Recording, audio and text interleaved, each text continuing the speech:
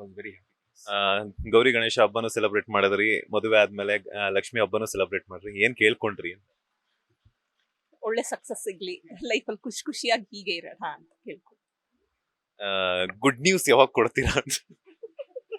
ಅದಕ್ಕೆಲ್ಲ ಅದೇ ಹೇಳಿಲ್ವಾ, ಒಂದು ಟೈಮ್ ಅಂತ ಬೇಕಾಗುತ್ತೆ. ಏನಕ್ಕೆಂದ್ರೆ ಇವಾಗ ಸಡನ್ ಆಗಿ ಇವರು ನನ್ನ ಲೈಫಲ್ಲಿ ಬಂದಿದ ತಕ್ಷಣ ನಾನು ಬಿಗ್ ಬಾಸ್ ಇಂದ ಬಂದೆ, ಎಲ್ಲಾನು ಒಂದು ಸಡನ್ ಆಗಿ ಬಂದಿರೋವಂಥದ್ದು.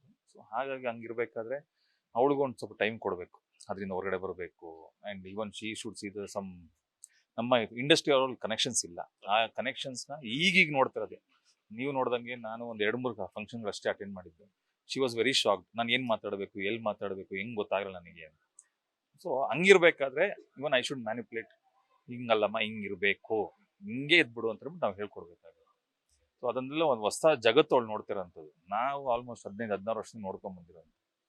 ಅವಳು ಬಂದಾಗ ಸ್ವಲ್ಪ ಒಂದು ಹೆಲ್ಪ್ ಮಾಡಿ ನೆಕ್ಸ್ಟ್ ಬಿಟ್ಟು ಅದಾದಮೇಲೆ ನಮ್ಮ ಫ್ಯೂಚರ್ ಬರೋವನಿಗೆ ಅವನು ಸ್ವಲ್ಪ ನಾವು ರೆಡಿ ಮಾಡಬೇಕಾಗುತ್ತೆ. ಏನಕ್ಕೆ ಅಂದರೆ ಕಾಂಪಿಟೇಷನ್ ಫೀಲ್ಡ್. ಆ ಕಾಂಪಿಟೇಷನ್ ಫೀಲ್ಡ್ ಅಂತ ಬಂದಾಗ ಅವ್ರ ಲೈಫ್ ಅವ್ರು ಬಿಟ್ಕೊಡ್ಬೇಕು. ನಾವು ಅದು ಮಾತಾಡುವಂಥದ್ದಲ್ಲ. ಸೊ ಹಾಗಾಗಿ ಇನ್ ಫ್ಯೂಚರ್ ನೋಡ್ಕೊಳ್ಳೋಣ. We have still more time. ಅವ್ಳಿಗೂ ಟೈಮ್ ಇದೆ, ನಮಗೂ ಟೈಮ್ ಇದೆ. ಟೈಮ್ ಕೊಟ್ಟು ನೆಕ್ಸ್ಟ್ ರೆಡಿ ಆಗೋಣ. ಟೈಮ್ ಇದೆ ಅಂತ ಹೇಳಿದ್ರೆ, ಇನ್ ಕೇಸ್ ಏನಾದ್ರು ಮುಂದಿನ ದಿನಗಳಲ್ಲಿ ಆಗ್ಲಿ, ನೀವು ಇಷ್ಟಪಟ್ಟಂಗೆ ನಿಮ್ಗೆ ಯಾವ ಟೈಮ್ ಯಾವಾಗ ಅನುಕೂಲ ಆಗುತ್ತೋ ಅವಾಗ ಆಗ್ಲಿ, ಬೇಬಿ ಬಾಯ್ ಬೇಕಾ ಬೇಬಿ ಗರ್ಲ್ ಬೇಕಾ? ಸರ್ ಯಾವ್ದು ಬಂದರೂ ಓಕೆ ಸರ್. ಬಟ್ ಇನ್ನೊಂದೇನು ಗೊತ್ತಾ, ನಾವು ಹೇಳೋದು ಒಂದೇ, ನಮಗೆ ಗರ್ಲ್ ಬೇಕೋ ಬಾಯ್ ಬೇಕು ಅನ್ನೋದು ನಾವು ಡಿಸೈಡ್ ಮಾಡೋವಂಥದ್ದಲ್ಲ, ಅದು ದೇವ್ರು ಡಿಸೈಡ್ ಮಾಡೋವಂಥದ್ದು. ನಾವು ಅನ್ಕೊಳ್ಳೋದೇ ಆಗೋದು ಬೇರೆ, ಅಲ್ಲಿ ಇಟ್ಟಿರೋದೇ ಬೇರೆ. ಸೊ ಹಂಗಿರ್ಬೇಕಾದ್ರೆ ಇವಳು ಅದನ್ನೇ ಹೇಳಲ್ಲ, ನಿಮ್ಗೆ ಯಾವ್ದು ಇಷ್ಟ ಅಂತ. ನನಗೆ ಯಾವ್ದು ಇಷ್ಟ ಅಲ್ಲ, ಬರೋದು ಬರಲಿ, ಒಟ್ಟಿನಲ್ಲಿ ನಮ್ಮ ವಂಶ ಉದ್ಧಾರ ಮಾಡೋವಂಥವ್ರು ಚೆನ್ನಾಗಿರ್ಲಿ ಅಷ್ಟೇ. ಹೆಣ್ಣಾದ್ರೂ ನಾವು ಖುಷಿ ಪಡ್ತೀವಿ, ಲಕ್ಷ್ಮಿ ಬಂದ್ಲು ಅಂತ. ಗಂಡು ಬಂದ್ರೆ ಉದ್ಧಾರ ಮಾಡಕ್ ಬರ್ತಿದ್ದಾನೆ ಅಂತ ಅನ್ಬಿಟ್ಟು ಅಷ್ಟೇ. ಯೂಶುವಲ್ ನಾ ಏನಕ್ಕೆ ಈ ಕ್ವಶನ್ ಕೇಳಿದೆ ಅಂತಂದ್ರೆ, ಕಾಮನ್ ಆಗಿ ಹುಡುಗಿರಿಗೆಲ್ಲಾನು ಗಂಡ್ ಮಗು ಆಗ್ಬೇಕು, ಹುಡುಗರಿಗೆಲ್ಲಾನು ಕೂಡ ಹೆಣ್ಮಗು ಆಗ್ಬೇಕು ಅನ್ನೋಂತ ಆಸೆ ಇರುತ್ತೆ. ಸೊ ನಿಮ್ಮ ಮೈಂಡ್ ಸೆಟ್ ಅಲ್ಲಿ ಅದೇ ಇರುತ್ತಾ ಅಥವಾ ಬೇರೆ ಬೇರೆ ಏನಾದ್ರು ಚೇಂಜಸ್ ಆಗಿರುತ್ತಾ? ಇಲ್ಲ, ಹೆಣ್ಣು ಮಕ್ಳಂತ ವಿಚಾರ ಬಂದಾಗ ಇವಳೇ ಅತಿಯಾಗಿ ಪ್ರೀತಿ ಕೊಟ್ಬಿಟ್ಟಿದಾಳಲ್ಲ. ನಮ್ಮ ತಾಯಿ ನಂಗೆ ಅತಿಯಾಗಿ ಪ್ರೀತಿ ಕೊಟ್ಬಿಟ್ಟಿದ್ದಾರೆ. ಇನ್ನೇನ್ ಬೇಕು ನಮ್ಗೆ? ನಮ್ಮ ಲೈಫ್ ಇನ್ನೇನು ಬೇಕಾಗಿಲ್ಲ. So we are always happy. ಹೆಂಡತಿ ಅಂತ ಬಂದಾಗ ಇವಳೆಲ್ಲಾನು ಮಮ್ಮಿ ಸ್ಥಾನದಲ್ಲಿ ನಿಂತ್ಕೊಂಡು ಎಲ್ಲಾನು ಕೊಡ್ತಿದ್ದಾಳೆ ಅನ್ಬೇಕಾರೆ, ನಾಳೆ ದಿವಸ ಅವಳ ಸ್ಥಾನದಲ್ಲಿ ತುಂಬಕ್ಕೆ ಇನ್ನೊಬ್ಳು ಬರ್ತಾಳೆ ಅನ್ಬೇಕಾರೆ ನಮ್ಗೇನು ಬೇಜಾರಿಲ್ಲ. ಎದೆ ಮೇಲೆ ಇಟ್ಕೊಂಡು ನಾವು ಸಾಕ್ಬೇಕಷ್ಟೇ.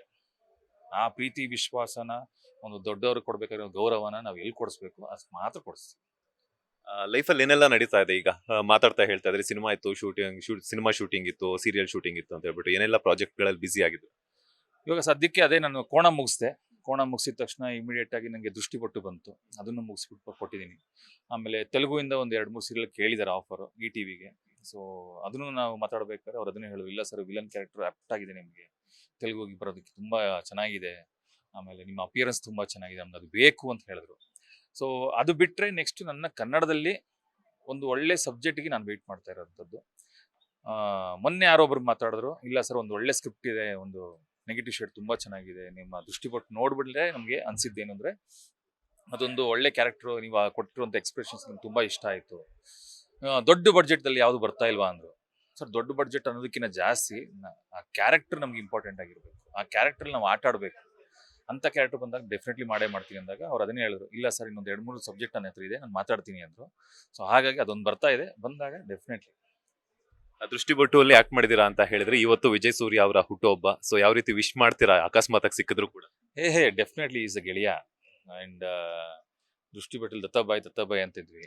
ಆ ದತ್ತಾಬಾಯಿಗೆ ದೇವರು ಆಯಸ್ಸು, ಆರೋಗ್ಯ, ಯಶಸ್ಸು, ಕೀರ್ತಿ ಎಲ್ಲವನ್ನು ಕೊಟ್ಟು ಕಾಪಾಡಲಿ, ಇನ್ನಷ್ಟು ಸಕ್ಸಸ್ಸು ಹೆಚ್ಚಿಗೆ ಮಟ್ಟ ಕೊಡಲಿ ಅಂತ ನಾನು ಕೇಳ್ಕೊತೀನಿ. ಏನಂದ್ರೆ ಆ ತಾಯಿ ಚಾಮುಂಡಿ ಸದಾಕಾಲ ನಮ್ಮ ಹೀರೋಗಳಾಗಿರೋಂಥವ್ರಿಗೆ ಇನ್ನಷ್ಟು ಒಂದು ಒಳ್ಳೆ ಪ್ರಾಜೆಕ್ಟ್ ಕೊಟ್ಟು ಅವರ ಫ್ಯಾಮಿಲಿನೂ ಸದಾಕಾಲ ಕಾಪಾಡಲಿ ಅಂತ ಕೇಳ್ಕೊತೀನಿ.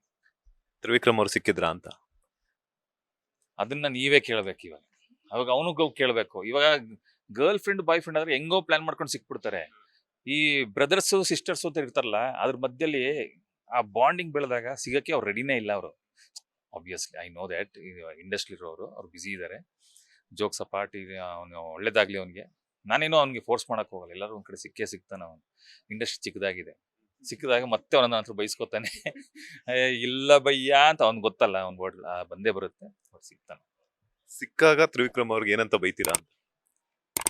ಹೇಳಂಗಿಲ್ಲ, ಜನಗಳು ನೋಡ್ತಿದ್ದಾರೆ, ಅವೆಲ್ಲ ಮಾತಾಡಂಗೂ ಇಲ್ಲ. ಅಂದ್ರೆ ಈ ಬ್ರೋ ಕೂಡ ಬ್ರೋ ಕೋಡ್ ಅನ್ನೋದಕ್ಕಿಂತ ಜಾಸ್ತಿ ಟಿಂಗ್ ಟಿಂಗ್ ಟಿಂಗ್ ಅಂತ ಬಂದೇ ಬರುತ್ತೆ.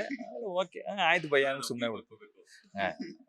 ಅಷ್ಟೆಲ್ಲ ಬೈಯಕ್ ಹೋಗಲ್ಲ, ನಮ್ಮ ಹುಡುಗರಲ್ವಾ, ನಾವೇನಕ್ಕೆ ಬೈಯಕ್ ಹೋಗ್ತೀವಿ. ನಾರ್ಮಲ್ ಆಗಿ ಒಂದು ಜನರಲ್ ಒಂದು ಮಾತು ಮಾತಾಡ್ತೀವಿ ಅಷ್ಟೇ ಬಿಟ್ರೆ.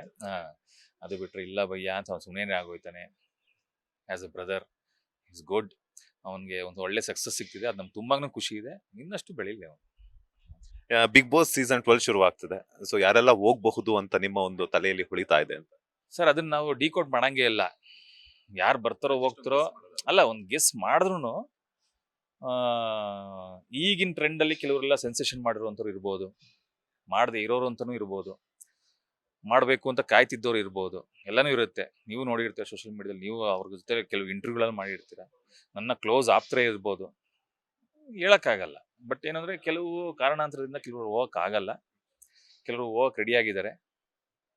ಅದು end of the day reveal ಆದಾಗಲೇ ಗೊತ್ತಾಗುತ್ತೆ. ಏನಕ್ಕೆ ಅಂದ್ರೆ ನಾವು ಹೇಳೋದಕ್ಕಿಂತ ಜಾಸ್ತಿ ಅಲ್ಲಿರೋ ಟ್ವಿಸ್ಟ್ಗಳೇ ಜಾಸ್ತಿ. ಇವಾಗ ನಾವು ಒಳಗಡೆ ಹೋದಾಗ ನಾನು ಹೊರಗಡೆ ಬರ್ತೀನಿ ಅಂತ ಯಾರಿಗೂ ಗೊತ್ತಿರಲಿಲ್ಲ. ಇವತ್ತು ನನ್ನ ತೆಗೆದಾಗಲೇ ಗೊತ್ತಾಗಿತ್ತಾನೆ, ಇಂಥ ಕಂಟೆಸ್ಟ್ ಹೊರಗಡೆ ಬಂದ್ರ ಅಂತ. Simple, this is called the Bigg Boss. ಬಿಡಿ. ಲೇಟೆಸ್ಟ್ ಹಾಗೂ ಇಂಟ್ರೆಸ್ಟಿಂಗ್ ಸುದ್ದಿಗಳಿಗಾಗಿ ಬಾಸ್ ಟಿವಿ ಕನ್ನಡ ಚಾನೆಲ್ನ ಸಬ್ಸ್ಕ್ರೈಬ್ ಮಾಡಿ. ಹಾಗೆಯೇ ಬೆಲ್ ಐಕಾನ್ ಪ್ರೆಸ್ ಮಾಡಿ. ಇದರ ಜೊತೆಗೆ ಫೇಸ್ಬುಕ್, ಇನ್ಸ್ಟಾಗ್ರಾಮ್, ಎಕ್ಸ್ ನಲ್ಲೂ ಮಿಸ್ ಮಾಡದೆ ಫಾಲೋ ಮಾಡಿ.